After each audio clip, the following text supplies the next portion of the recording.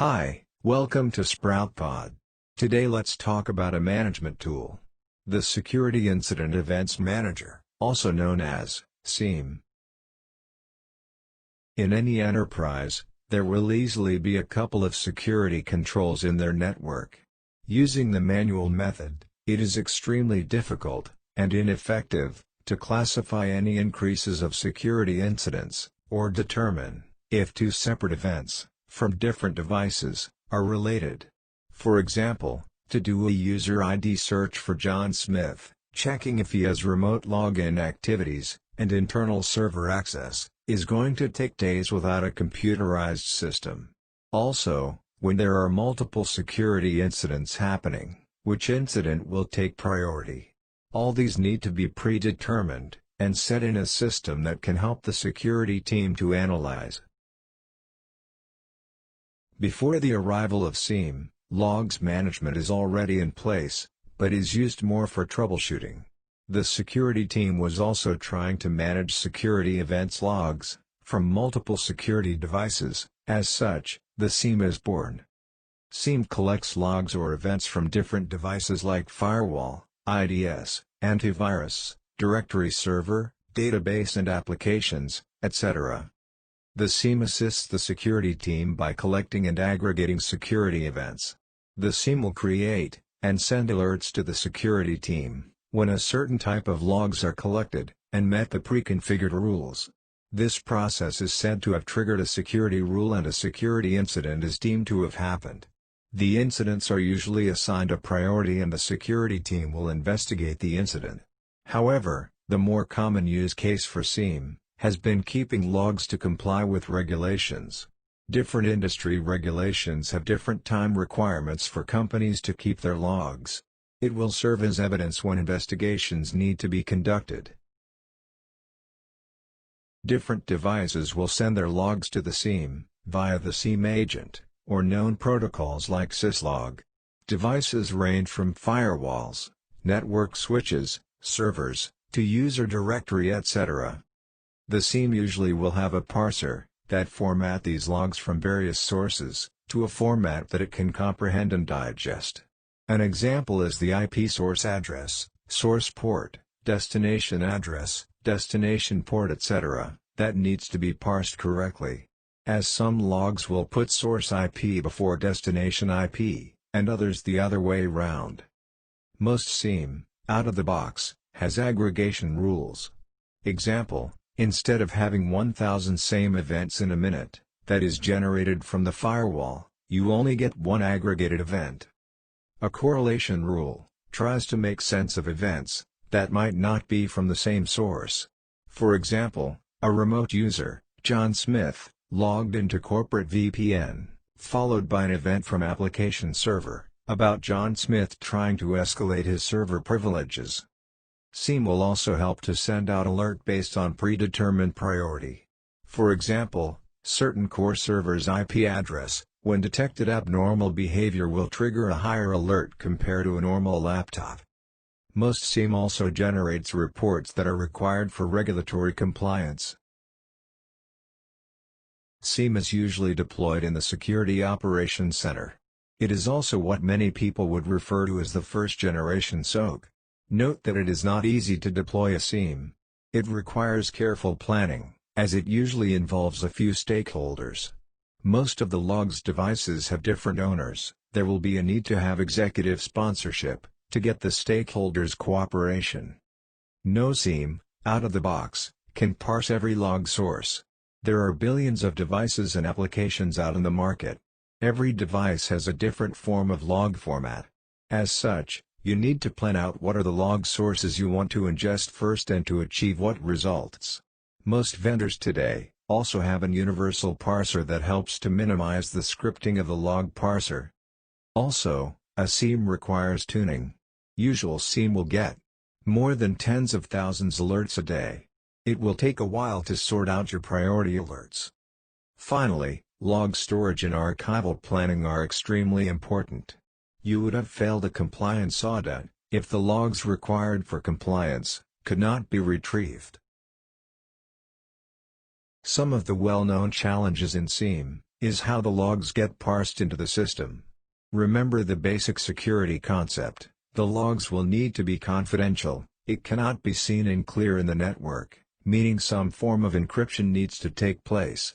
Second, most logs protocol uses the UDP protocol, which is stateless, and not guaranteed to be sent, so risk provision needs to be set for those types of logs, especially for compliance. Which rules to use are also very important. A lot of out-of-the-box rules are very general rules. This results in many deployments having tens of thousands of incidents coming through the SIEM per day. After a while, the analyst just starts to ignore the alerts, ending up having a white elephant.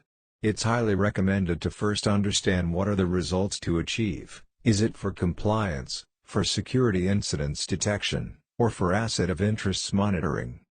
It usually takes a few months to a few years to fully operationalize a SIEM, due to the integration and adaptation effort. Planning a SIEM project must be careful with the timeline. A suggestion is always to start with compliance.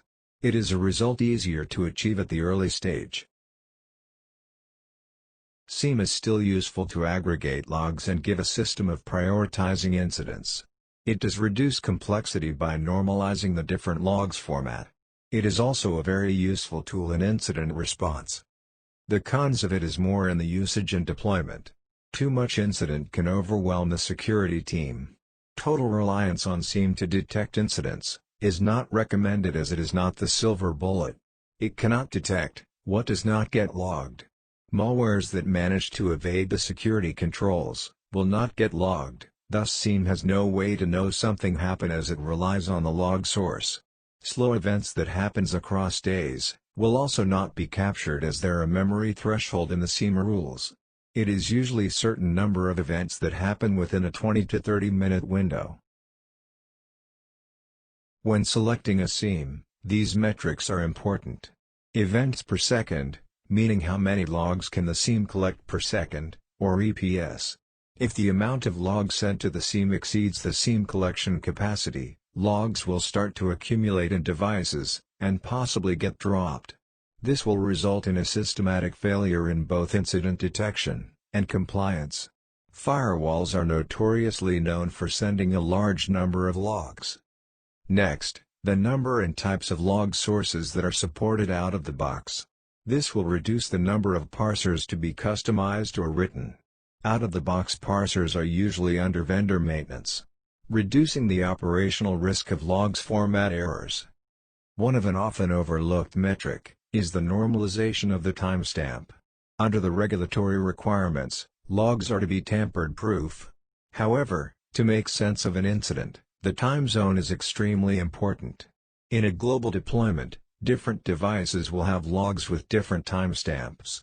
Some SIEM will append a timestamp index in front of the log. Note that the SIEM will need some data integrity mechanism to ensure the original log state has not been changed, like MD5 hash on the raw log. Some SIEM will do internal time clock adjustment from the log's device received. Different methods have their pros and cons, but this is required in a complex setup. We will talk about federated setup in another video.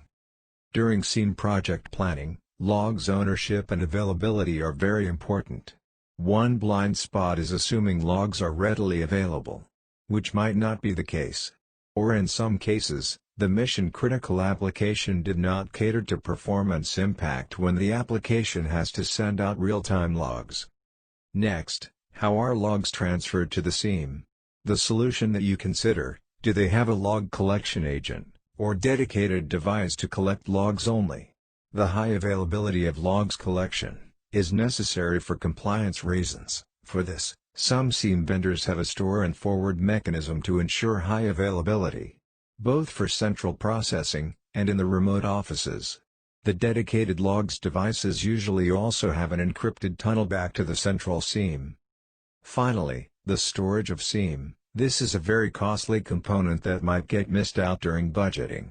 SIEM needs data to be local for fast processing. Most SIEM does not reprocess historical data. However, under regulatory requirements, some logs need to be kept for years, and the ability to retrieve and search those data is important.